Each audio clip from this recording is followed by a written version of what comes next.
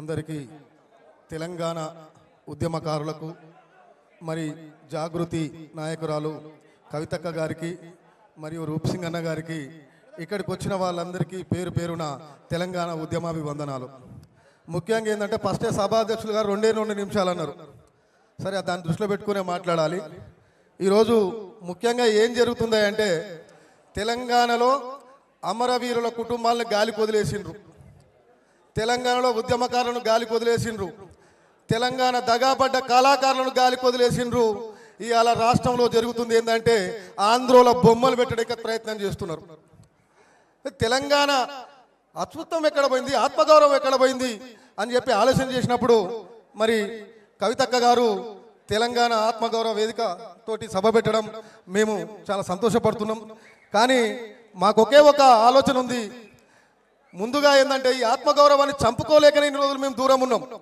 ఈ ఆత్మగౌరవాన్ని చంపుకునే వాళ్ళం అయితే ఏ నాయకుని దగ్గరనో పాదాలు మొక్కే వాళ్ళం మేము. తెలంగాణలో నిజమైన ఉద్యమకారులు ఆత్మగౌరవాన్ని చంపుకోరు. ఉద్యమకారులు ఎందుకు ఆత్మగౌరవాన్ని చంపుకోరంటే వాళ్ళు స్వచ్ఛందంగా దేనికి దానికైనా తెగించడానికి ప్రాణ త్యాగానికి సిద్ధపడ్డ అమరుల సాక్షిగా తెలంగాణ ఉద్యమం నడిచింది.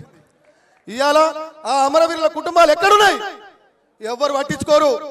ఏమన్నా మాట్లాడితే ఇది చేస్తాం అది చేస్తాం, ఇక మాటలు. తెలంగాణలో అయ్యా రాష్ట్ర ముఖ్యమంత్రి రేవంత్ రెడ్డి గారు భూతు పురాణం బంద్ చేసి నువ్వు తెలంగాణ ఉద్యమకాలకు 250 గజాల జాగిస్తున్నావు, పెన్షన్ ఇస్తున్నావు.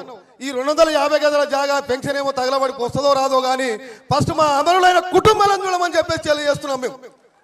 ఎందుకంటే రగిలిపోతున్నాం. ప్రతి ఒక్క బిడ్డను తీసుకుపోయి ఆ రోజు తెలంగాణ ఉద్యమంలో వాళ్ళ శవాలను కాల్చి దానం చేసి బొందబెట్టిన ప్రతి చోటుకల్లా పోయినాం కాబట్టి ఆ బాధ తెలుసు. ఇంకొక ఆయన మాట్లాడతాడు, మేము ఉద్యమకారులకు కోటి రూపాయలు ఇచ్చినాం. మంచిదే, ఉద్యమకారులకు కోటి రూపాయలు ఇచ్చినాం. మరి దగాపడ్డ ఉద్యమకారులకు ఒక 10 లక్షల నీరాదరణ ఆయన. మరి ఈరోజు ముఖ్యంగా కవితక్క గారు ఇది తీసుకొని మరి ఉద్యమకారుల ఆత్మగౌరవాన్ని కాపాడే బాధ్యత భుజాన మీద ఎత్తుకున్నందుకు మనం అందరం సహకరించాలి. తనతో పాటు కలిసి నడవాలనుకోని మేము అనుకున్నాం.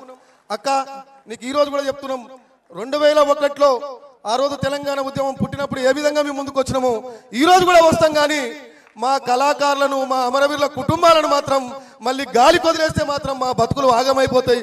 ఇప్పటికే అందరూ ఆగమై ఉన్నారు. ఆ చితికిపోయిన జీవితాల్లో చిరు ఆశ వచ్చింది, ఎవరో ఒకరు వస్తారా రారని. మళ్ళీ మీరు వచ్చిండ్రు, సంతోషం. కానీ మా బిడ్డలను ఆగం చేసుకొని కూడా రోడ్ల మీద తిరిగిన రోజులు ఉన్నాయి.